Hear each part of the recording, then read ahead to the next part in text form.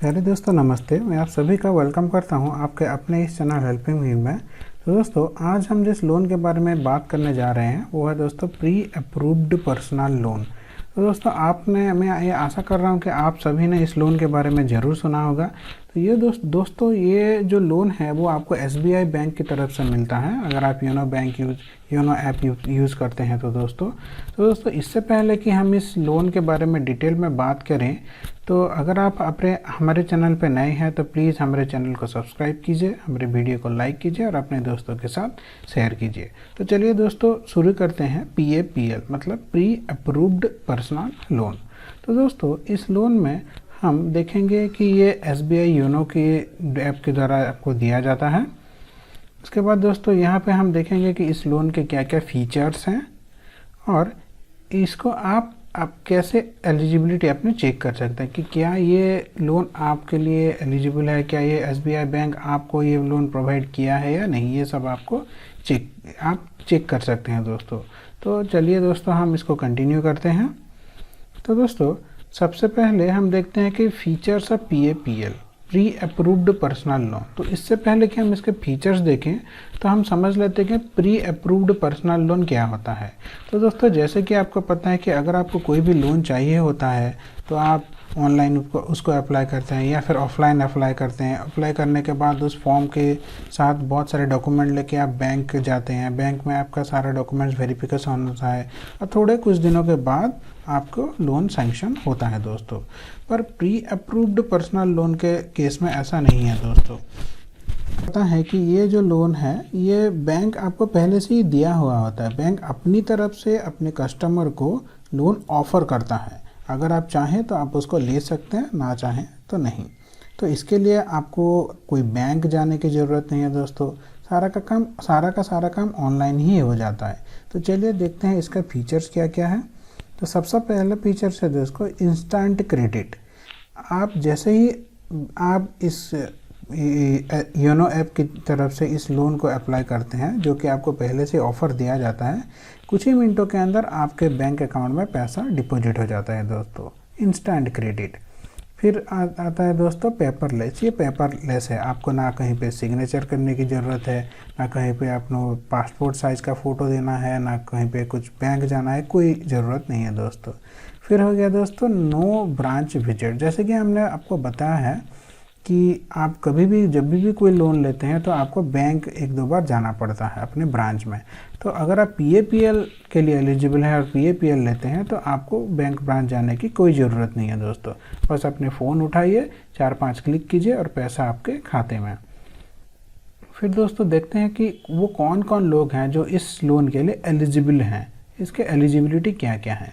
तो ये लोन दोस्तों जनरली सैलरी अकाउंट होल्डर के लिए है। तो अगर आप कहीं पे जॉब करते हैं तो आपको ये ईजी, और आपका जो सैलरी अकाउंट है वो SBI में है तो आपको इजीली ये लोन मिल जाता है दोस्तों।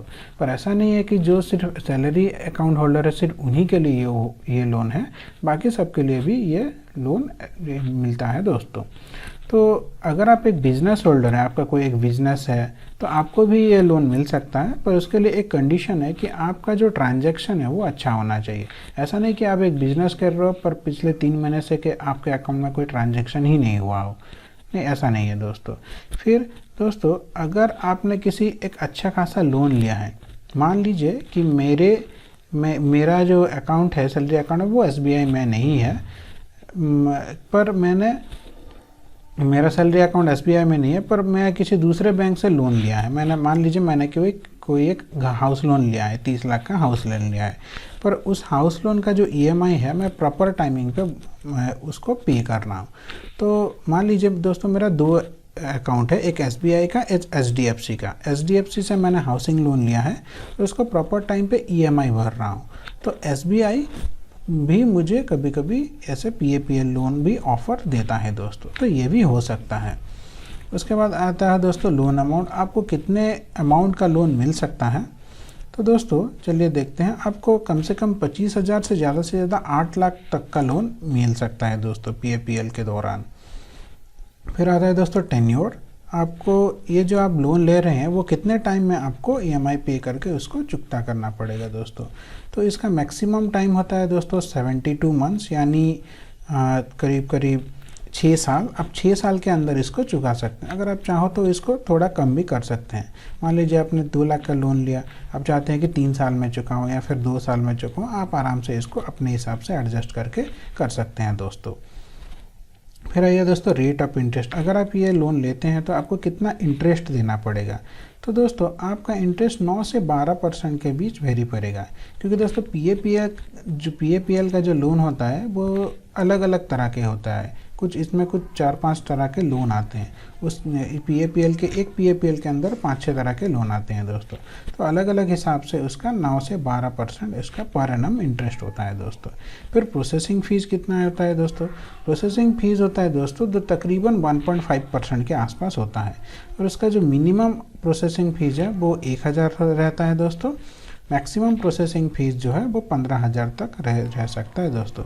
और कभी कभी कुछ ऑफ़र वगैरह में आपका प्रोसेसिंग फ़ीस नहीं भी लगता है।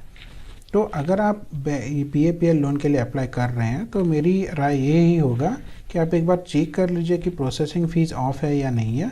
ज़्यादातर ऑफ़र वगैरह में ये ऑफ़ रहता है, तो उस टाइम अगर आप पीएपीएल के लिए अप्लाई करेंगे तो प्रोसेसिंग फ़ीस आपका लगभग 0 हो जाएगा दोस्तों।